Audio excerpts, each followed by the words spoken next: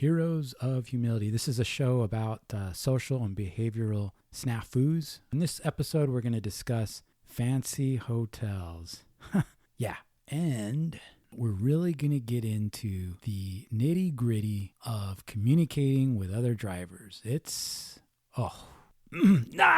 Heroes of Humility, humility, humility, humility, humility, humility. This is not a charade. This is real.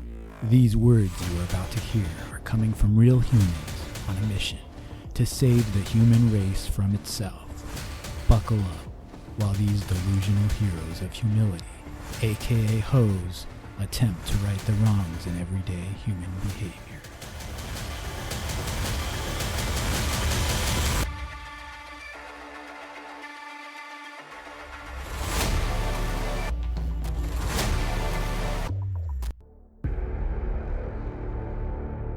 Sitting in the studio with our beloved 11 Charlie, who just recovered from an illness, and it's good to have him back. He made it. And then we've got Red in the studio as well. Red. Yes, I am here. Yeah. I made it. It's good to be here again. You guys doing all right? Yeah, doing great. Fantastic. It's getting a little warm, buddy. Well, It is just like this room right now. there's a lot of I'm stuff. sweating. There's a lot of stuff on. There's a lot of moisture. We don't even Salt. need it. We took some pictures. I mean, I guess we talked about getting some video stuff up. So maybe the YouTube video will actually occur here in the near future. In this episode, we're going to be discussing embarrassing topics at the beginning like we always do. And then we're going to discuss the problem with hotels not being everything they're cracked up to be, you know, like the amenities, the logistics, just trying to deal with the hotel, get there, stuff on the road. See, we're getting along just good. I had some ideas this week, a couple I wrote down that were good enough. We are running around all the time. Life gets stressful. You have to just take it easy for a second. You've got to calm down and stop being in such a hurry.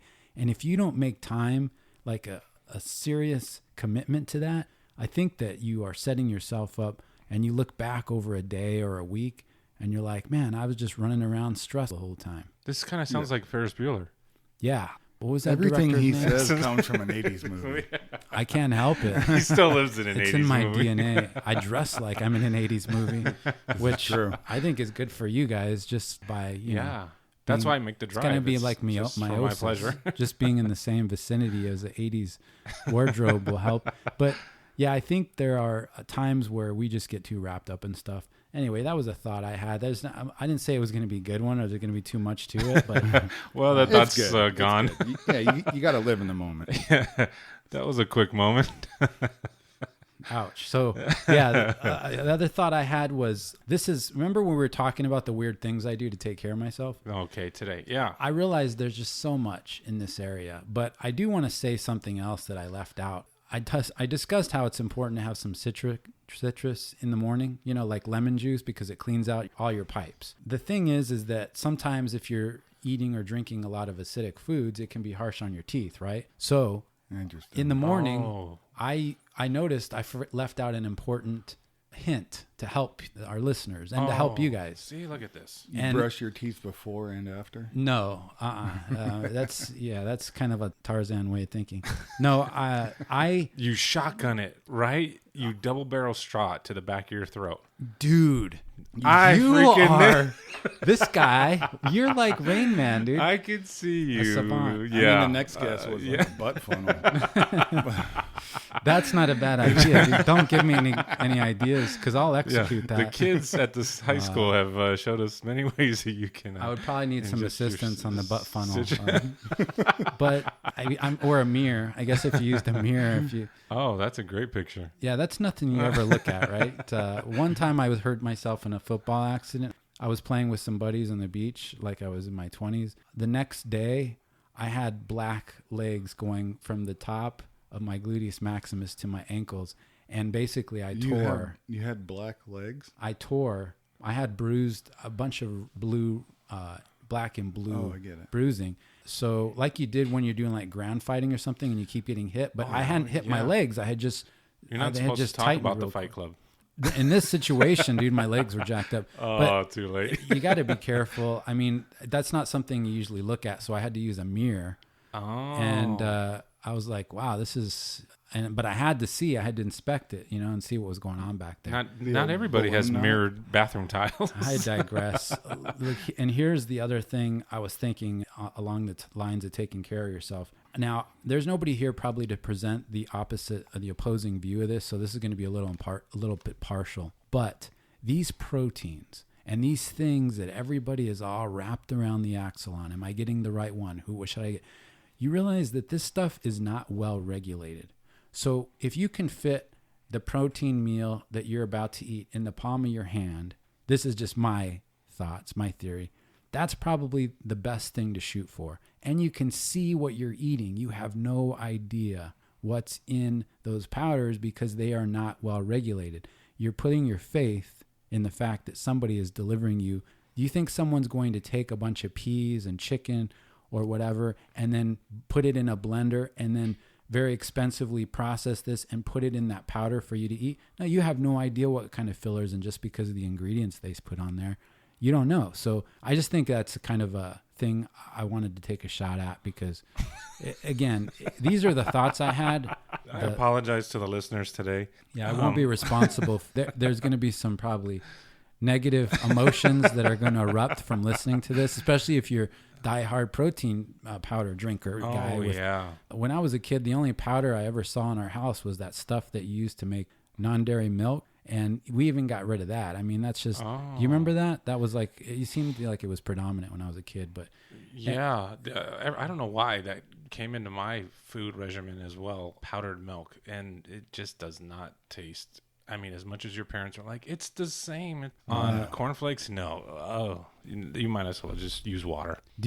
Okay, so at the beginning of our show, we should discuss something embarrassing we've seen in the world. It might involve us. It might involve somebody else. Red, do you want to go or do you want me to go first? Dude, I know you're itching. Go, no, please. Ready, I'm go. tired of hearing myself, so I thought I'd give somebody else a chance.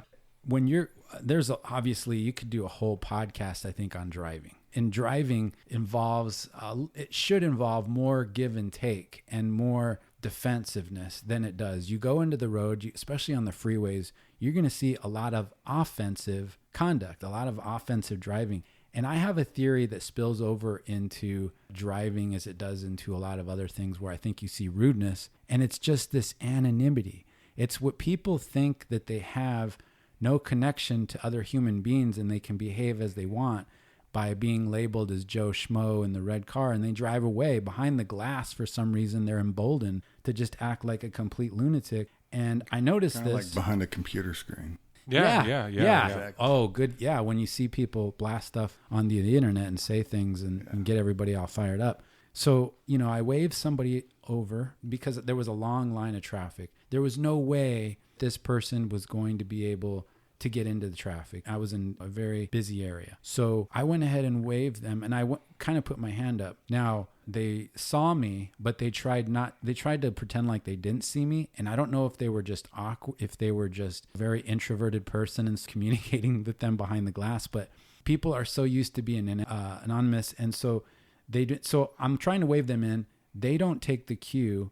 And now there's a weird cadence because they first moved up, but they didn't move up far enough to get close to the road. They just moved up enough to make it awkward so that now you're wondering, is there going to be a collision? If they had moved up clearly long enough, then, you would have to wait. But I wasn't sure, what is this person going to do? And without any kind of reciprocity, you don't know. So I went ahead and gave them a wave. They don't look. I know they saw me. The person behind me, right, they're probably getting frustrated.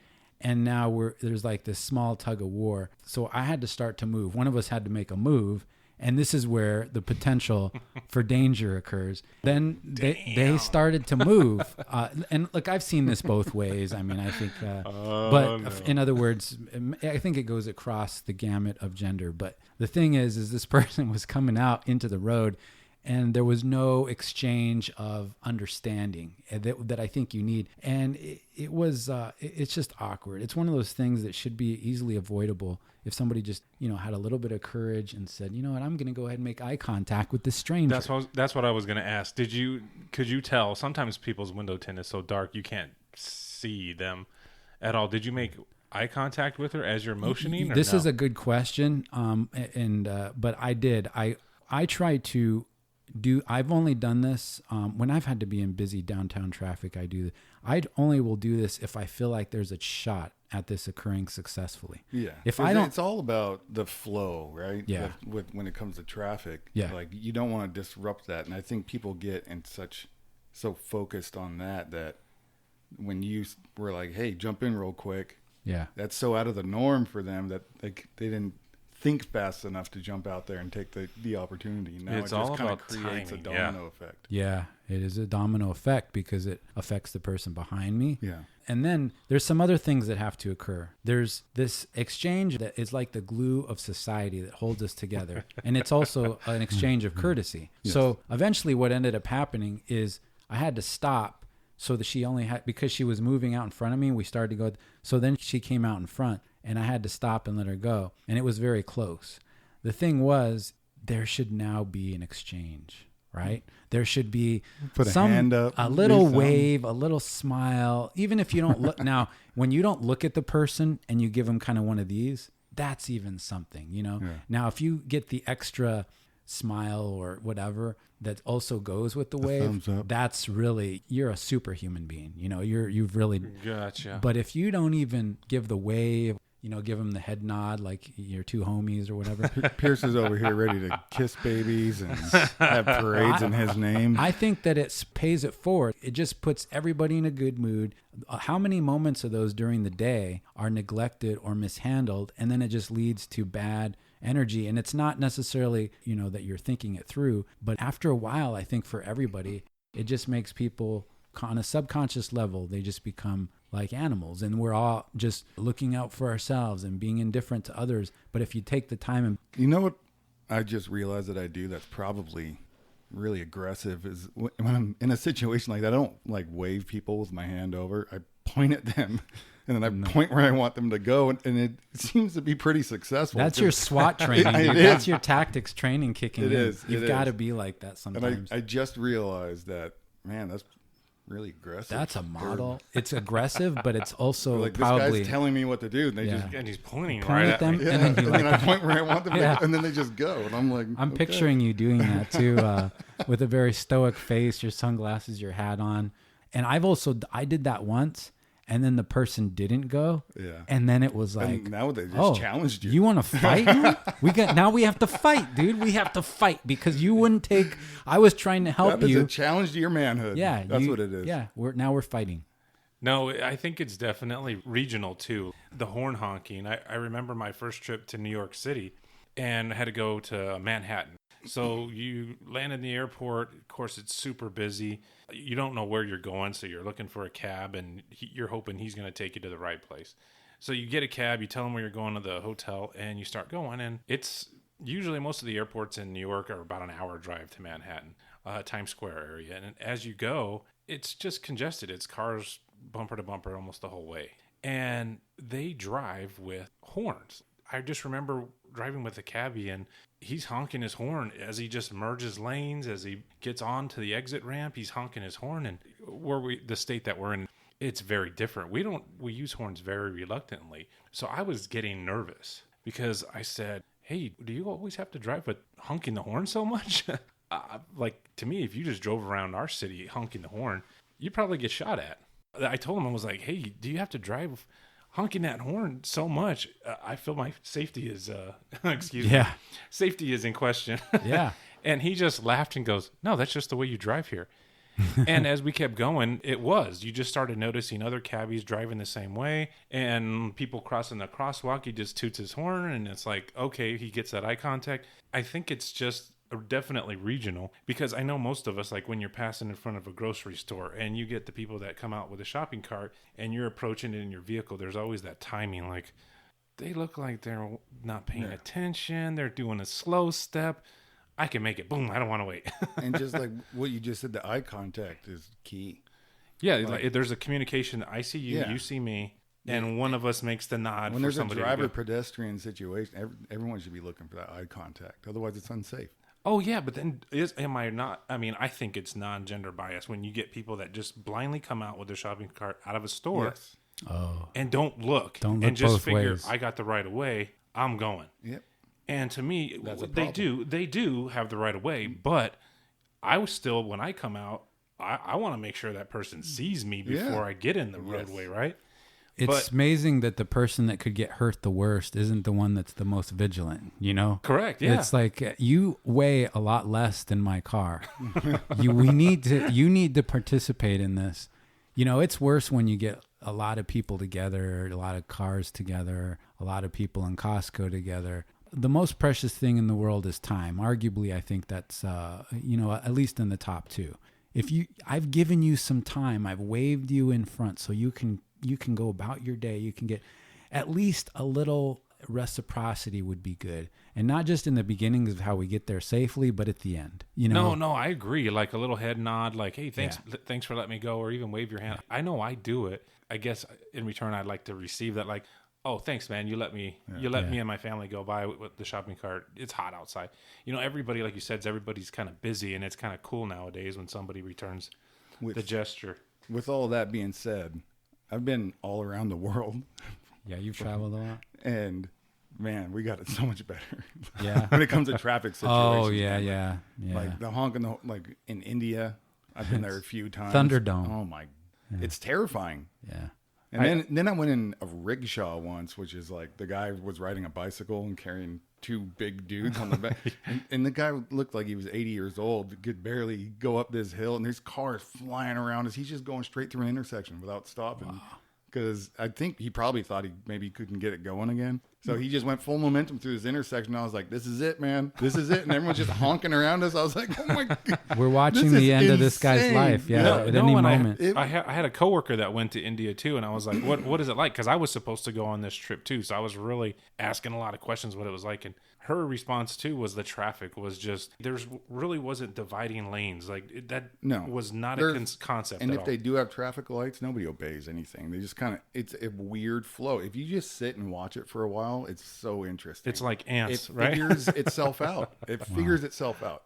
Like it doesn't just stop and then no one's moving till a cop shows up. No, they just figure it out, man. It's crazy. You know what? I think it's always kind of funny because it's so against what our norm is here. The same coworker, when she goes, we were staying at a hotel and we would walk a couple blocks to go find something to eat. She said, while she was in, I can't remember the city. It was a big city in India. And she's walking from the hotel, walking down the sidewalk. And she gets to this stoplight and she's waiting for the traffic light to turn so she can cross. And there is a person from India just staring at her right next to her. Yeah. And so she turns to look and make eye contact, kind of like, okay, I notice you looking at me. And he keeps staring. And usually here, if you might find yourself daydreaming and you accidentally you're looking at somebody too long and they look at you, and you're like, oh yeah, sorry, whatever, you turn your head. Red and has that experience a lot. They don't do that there. Like she was not of East Indian descent. So I think she felt like she described it as the unicorn. So the guy was just staring at her. And as she looked at him, she looked away and she looked back and he's still staring. And she was kind of like, I felt so uncomfortable. He never broke eye contact. He was just sitting there staring amazed like a 2-year-old kid staring at the garbage truck for the first time. That's unsat, man. That's unsat. And she goes, it's just so weird. And I kind of had an experience like that in India. The guy I was with, Hispanic guy, wanted to go to a traditional Indian market, outdoor markets and all that. So we went, and it was huge. It was really well known in New Delhi. And the left half was Hindu, and then like the right half were all Muslim. It was pretty cool how they had it all set up, and everyone's selling all their little trinkets and stuff. But as we're walking through there, I'm looking around, and I stand out like a sore thumb. There's just this 6'3" white dude in a t-shirt that you could see from the other side of the market, which it was like a quarter-mile long market. It was crazy, but man, that was an experience. It wasn't a touristy area or anything like that, but it was cool. I was so this was a couple weeks ago. I was in a shuttle getting from my parking spot to the You airport. rode in a bus? Well, I had to. Oh. Yeah, that's not usually where you might find Pierce, but In a Tyvek suit. I'm not an You didn't have elitist. like a limo pick you up or something? I'm not an elitist about getting from point A to point B, but I don't like buses. I don't like confined areas where there's a lot of people. Breathing. I don't don't want to like people. Yeah. Well, I like people. I just don't want them right on top of me, unless it's an agreed upon, a consented scenario.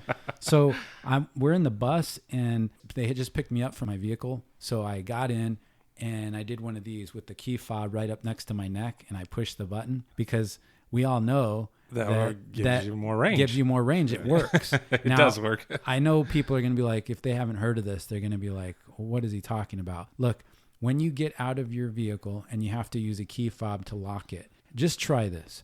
Try to get far from your vehicle until it stops working.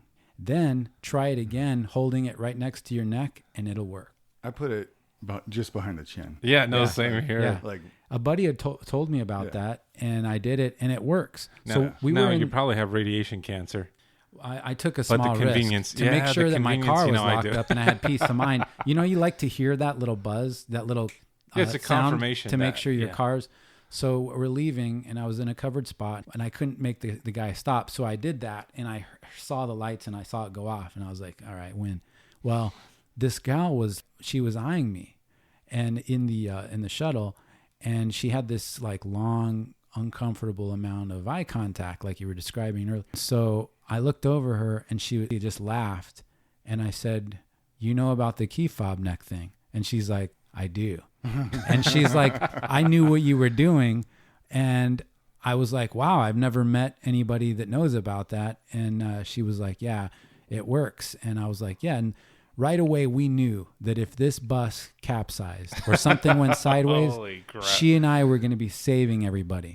We were going to, fobs to yeah. the neck. Well, we knew how to survive situations. We knew what was up, and I just realized that this is somebody. And so we started talking, and she had a couple of her family on the. I don't usually tell people, believe it or not, about the podcast, but I said, I'll probably talk about this because it was so amazing. We had this long, she told me about her mom. She was with her mom, and they were going to graduation for a family member, but it was just cool. We had this immediate connection, and we were in a tight, confined space.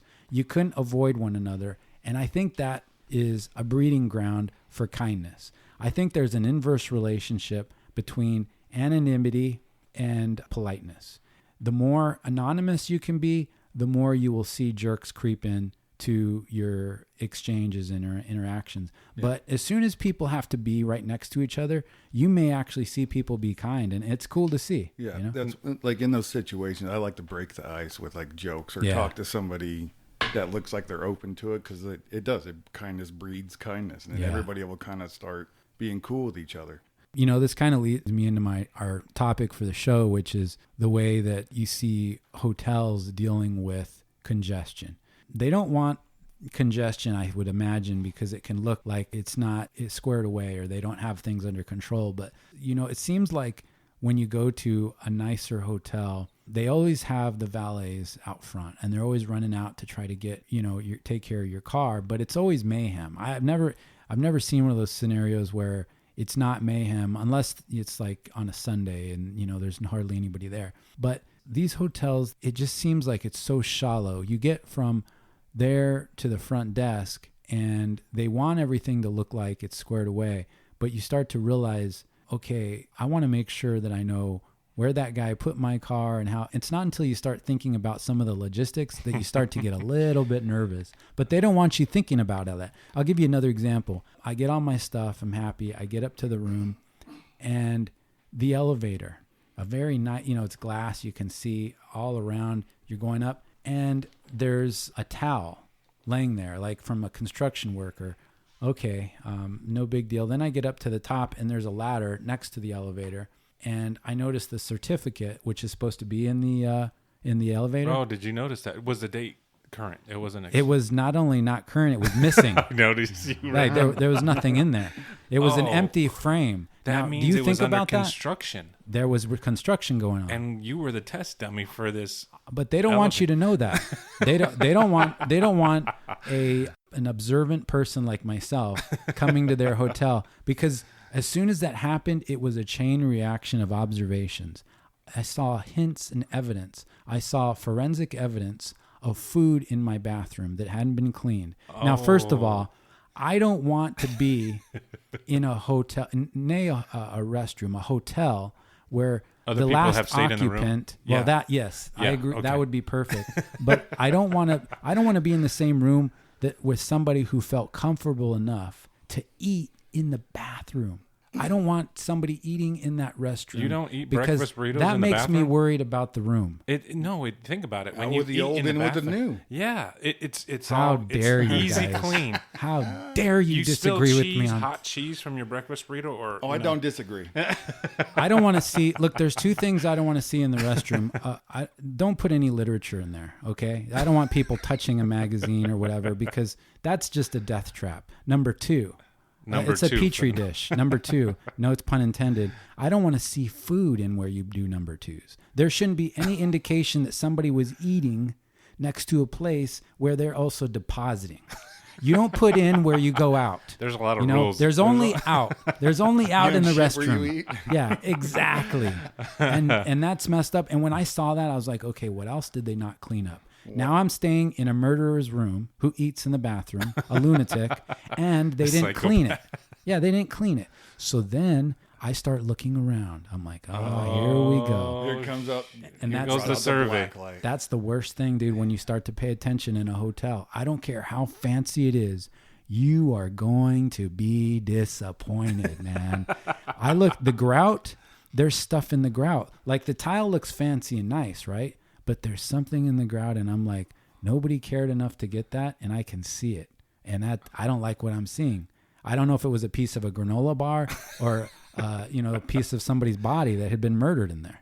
Oh yeah, it very well could have been a tooth, like a broken tooth from a fractured skull. Who knows? Yeah, yeah, we have no idea. No, but you know what? I think it has gone down since COVID because I realized the last time I traveled that the housekeeping is not like it used to be where you would get housekeeping every single day. And probably you had one or two housekeepers, depending on the size of the hotel, would clean your room and vacuum your room with like say one per floor or two per floor. And now you have to request service if you're staying say for a week. It gets to be kind of one of those, do you want people in your personal space or do you want the floor vacuumed? You kind of have to weigh what you want to make that decision. But I have found that I think it has lend itself to subpar cleaning because they don't have as many cleaners as they used to. So they probably cut corners.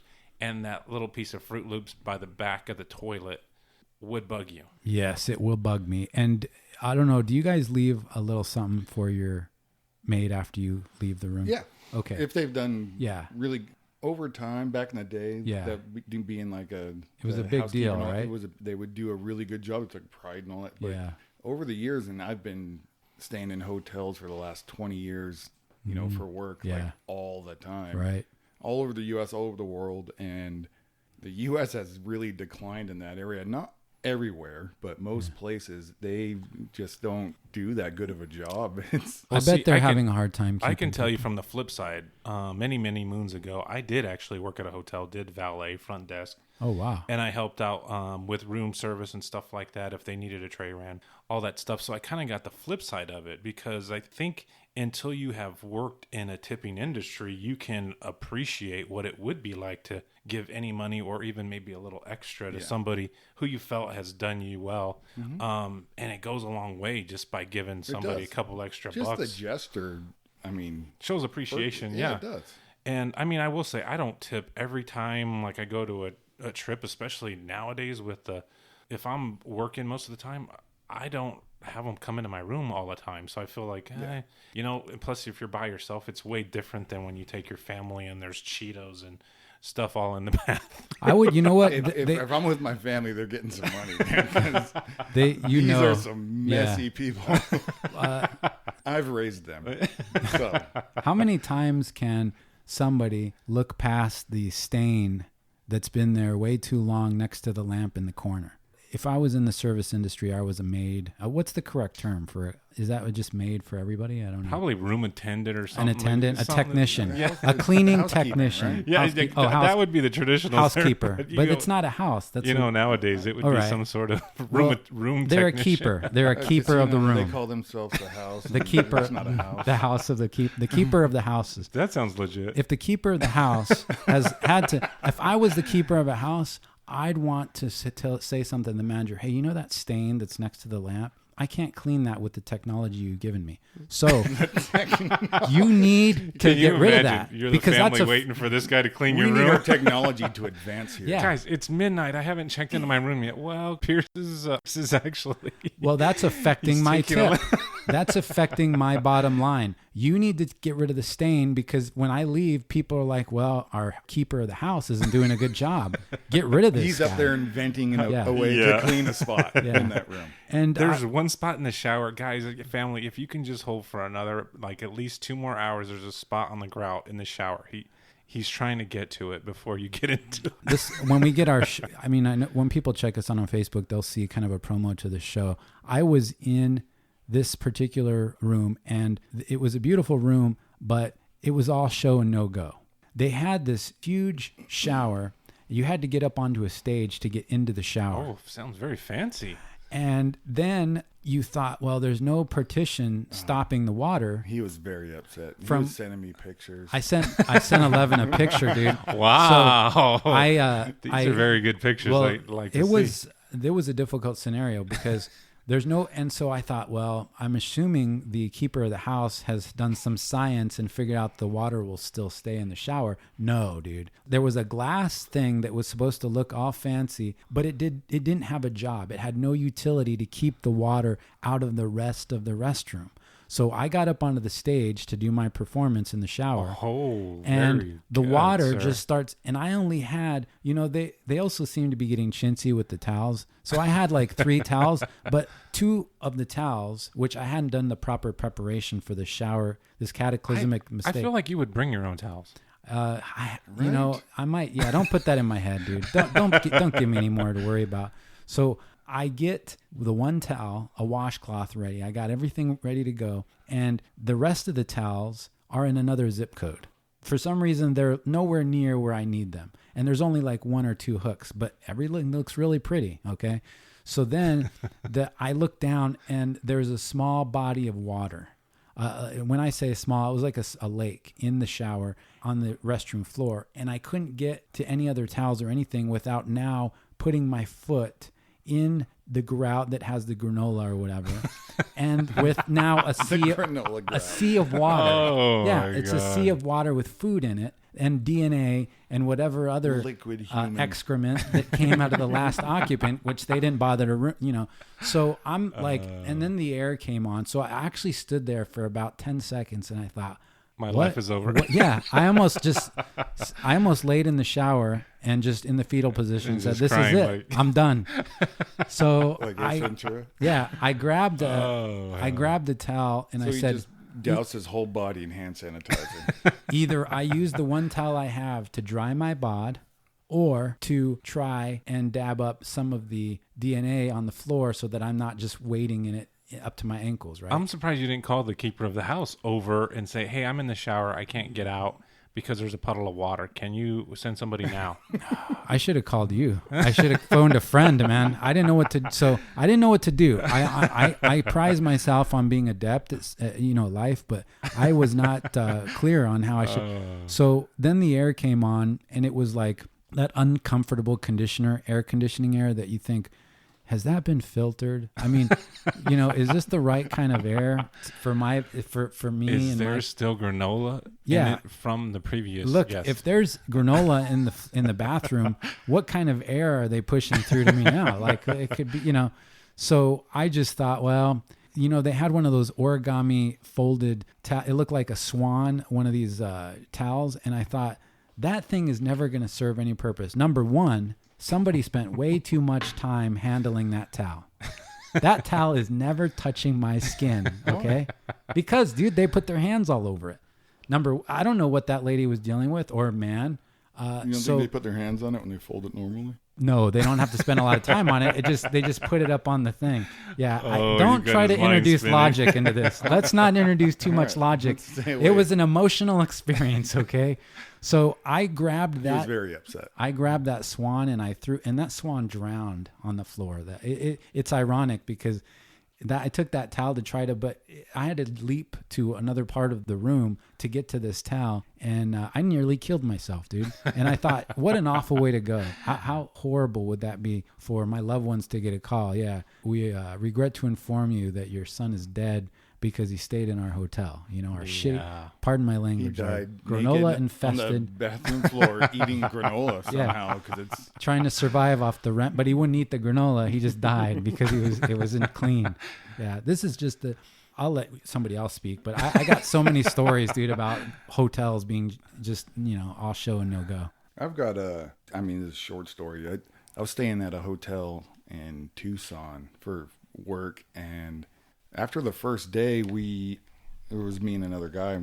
We were staying in different hotel rooms, but Thank you for clarifying. We started getting. We were working the next. We believe day. you. We believe you. We were working the next day, and we had all these little like red bumps everywhere, man. I'm like, what the hell is going on? That's not a good sign. And we went back and found out immediately there's bed bugs. Oh no! So I took. How long ago was all- this? Oh, it was a long time. Okay, cool.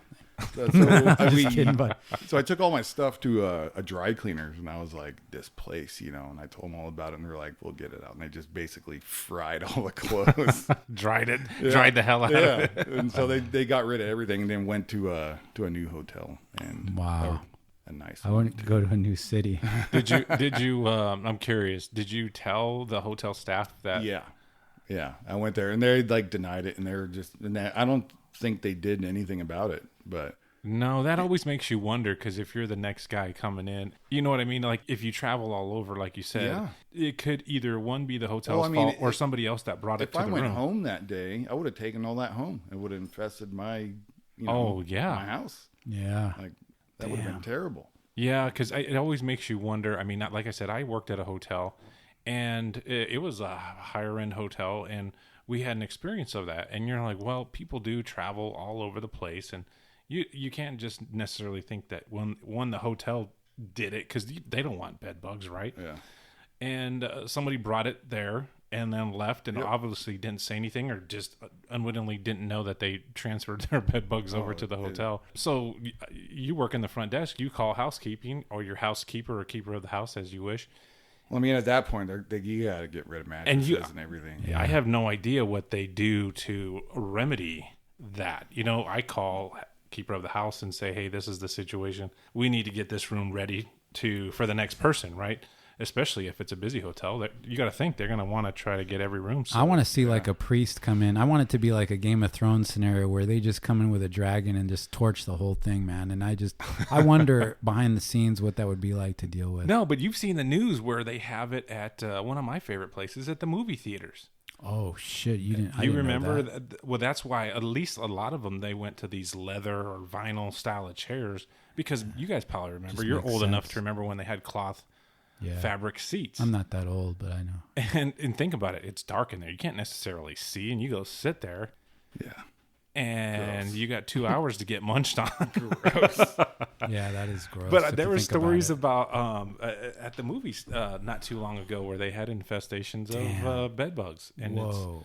it does make your skin crawl if you think about it. I mean, all the different places you sit your tushy on, especially when you're traveling, taxi cab and airplane. Yeah, I do some math before I go to the theater anymore, just to see him. He puts one of those toilet seat covers down. I just have one in my pocket at all times. I could see got that. another one. This is another most of my stuff's work story, just Yeah. because I was always traveling. But went to China, and this was like a big deal at the time. And we're taking like a private jet, and we had handing over some really bad criminals that we had here in the U.S. and China really wanted them for whatever reason. And we weren't going to any like touristy. It was Fuzhou. It wasn't like we're going to Beijing or something. We're like, okay, I don't know anybody that's been here. So within the U.S., things were kind of like iffy with China. So we were like wondering, like, is this going to be bad? And I was in charge of the whole security team and everything, and all my SWAT guys and stuff. So we went there, and we're kind of worried what was going to happen. We get there, and they basically rolled the red carpet out for us. You know, they put us in this great hotel. We had people to show us around the city that they gave that for like the whole day, and State Department was there. And the guy whispered to me as we're walking, he's like, they probably bugged your room and there's cameras and stuff. So he's like, don't tell everyone, you know, you don't want to say anything. So I went in there, and I had this big, amazing room. Everybody else had regular rooms, but I had this huge, amazing room with this like reclining chair and everything that like massages your legs and your back and everything. And I was like, wow. And so I started thinking about it. So I just started walking around. I started doing push-ups and stuff and like getting all sweaty. I hope you said some crazy shit. I did, dude. And then That's Then I'm awesome. sitting in that chair butt naked getting massaged. I made it as awful as possible. That's awesome. I It was love hilarious, I man. love the idea of Eleven's mind just uttering a bunch of weird bullshit, Yeah. and somebody having to sit there and listen to And it. they had to sit in there and and interpret watch it, and listen to it. and figure out what is this guy talking. Yeah. And they're like, These not, guys are crazy. yeah, not man. only can we not use this for intelligence, but we may have to report this to scarred their for life. government. Yeah, yeah. Some Chinese version of a Well CI played, translator sir. is like having to write this out. Like, Well type played. this out. Yeah, that was a good one, man. These hotels, man, the other thing that gets me is that the food. When you go to one of these places, they always want you to eat in their restaurant or whatever it is, right? And they jack everything up, so they want you to pay for the bougie meal. I went to one of these, and the guy, first thing comes out and he says, would you, and he named about 3 or 4 different types of water. They still didn't have your selection. They didn't have what I wanted, and I said, because I just said, Go figure. I'll just take some water. And then he said, do you want Perrier? Do you want? And he went through all of these, and I said, just, you know. And he's like, oh, you mean like tap water from the pipes? That's what he said. Yeah. And I As was, he's looking down yeah, at you. dude, he was just so they were so pretentious, man, and Man, they were Motel trying to 6 get me has to. gotten really good. It was unbelievable, man. And if you've ever been to like Disney World or whatever, they want you to. They always up all the perks that if you stay at one of the hotels right on site, that you know it's easier for you to go to the hotel, all their stuff, luncheon, diner, spot, whatever. And the guy, and when he brought out the meal, you know, you won't be able to see this on the podcast, but he put his arm out like he was showing us diamonds. You know, and it was and showing and giving us our meal, and I was like, dude, you're way overboard, man. You're just going at this at a 10, and this food is barely at a taste of a 5. You know, it was like way too salty. The water that they did bring us, which I don't even remember what It was from the sparkling pipes. water it was not, dude. Because Black Sparkle. yeah, and the guy it was just weird, man. I don't get it, man. I just don't get why they got to be so fancy, but they're not attentive to some of the most important fundamentals. You know, it gets me fired up, dude. But I think you know what I will say. I have been to many lunch places with Mr. Pierce, and it doesn't matter if it's 5-star or if it's a 2-star. The person will never get it right. Oh man, no, I'm not one of those guys that will make things hard for the They waiter. just don't. I just happen to. I mean, I have a discriminating taste. Yeah, they just don't get it. You know, there's just certain things I don't know. I've seen many a blank stares when the server asks Pierce and goes, okay, 2 grilled chicken breasts with no seasoning, and what kind of oil are you using? Yeah, this And they look at important you like, questions, dude. What the freak? You should have just stayed home. Yeah. Do you want a number 1 or a number 2? He'll take a number. Number 2. I just want to know what's in my food. That's the problem with going out. That's the problem with buying things, and that's why I was talking earlier about proteins. You just want to know what you're eating. If you don't know what you're eating, you're taking it on good faith that it's first edible, but second that it might not do anything harmful to you. Yeah. You've got to think. Those are some things to think You got to have about. a plan. You got to have a plan. Man, I think we've really done a service today. I think we have really presented everything you'd ever want to know and then some about crummy hotel logistics. For the next episode, it'll be as equally as exciting, as dangerous. So excited. And it's a pleasure. Remember to be kind. Yeah. Dig it. Get you some. Take care, guys. Adios. We'll be back with another episode in 2 weeks. In the meantime, feel free to check us out on Facebook or on our website at heroesofhumility.com. Don't forget to subscribe for updates here on the podcast. Thanks for your support. Take care.